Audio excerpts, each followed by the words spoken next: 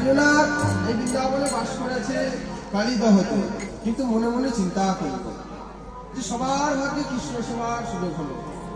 এই বৃন্দাবনে বহু ভাগ্য ফলে বাস হতো, সবার ভাগ্যে কৃষ্ণ সেবার সুযোগ হলো, কই আমার ভাগ্যে তো কৃষ্ণ সেবার সুযোগ হলো না। তাই বা কি করে? ভগবান কি দিয়েছে?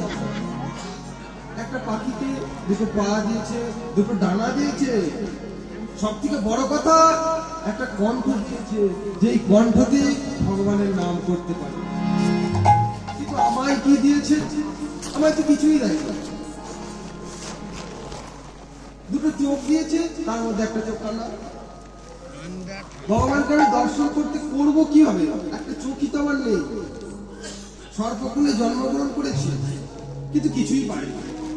পা নেই, আমাকে বুকে হেঁটে চলতে কত কষ্ট করে। তাতেও যদি ভগবানের মন্দিরে দর্শন করতে যায়, যে ভগবানকে দর্শন করে আসি, তো লোকে আমাকে আবার যদি ভাবি যে না ভগবানের জন্য একটু ফুল চয়ন করে ভগবানের সেবায় লাগাবো, তো ফুল গাছে যদি যায় তো মানুষ বলে সব গাছে চড়েছে, কেউ যাচ্ছে। তাহলে আমি ভগবানের সেবাটা করবো কিভাবে? তাই কালীনাথ বলল, ভগবান তো আমায় কিছুই দেয়নি। কি দিয়েছে? না শুধু বিষ, বুক ভরা বিষ দিয়েছে। তাই আমি বিষ দিয়েই গোবিন্দের সেবা করবো।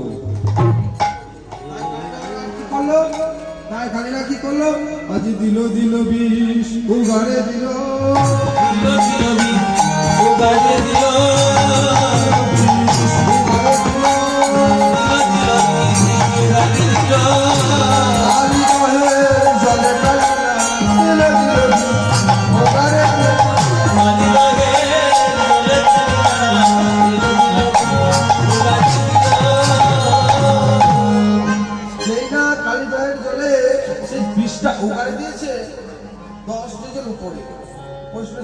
কালীনাথ ছিলেন চন্দ্রবংশ রাজা, রাজা চন্দ্রধর ছিলেন কালীনাথ।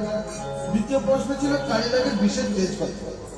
10 জনের উপরে যদি কোনো প্রাণী যাচ্ছিল তো তাদের ডানা, কোনো পক্ষী যদি যাচ্ছিল তাদের ডানা খসে পড়ে যাচ্ছিল, কোনো প্রাণী গেলে সে বিশেষ ভাবে পড়ে যাচ্ছে। তাহলে এতই বিশেষ তেজ যে সবাই পড়ে যাচ্ছে, পক্ষীকুল পড়ে যাচ্ছে, তাহারা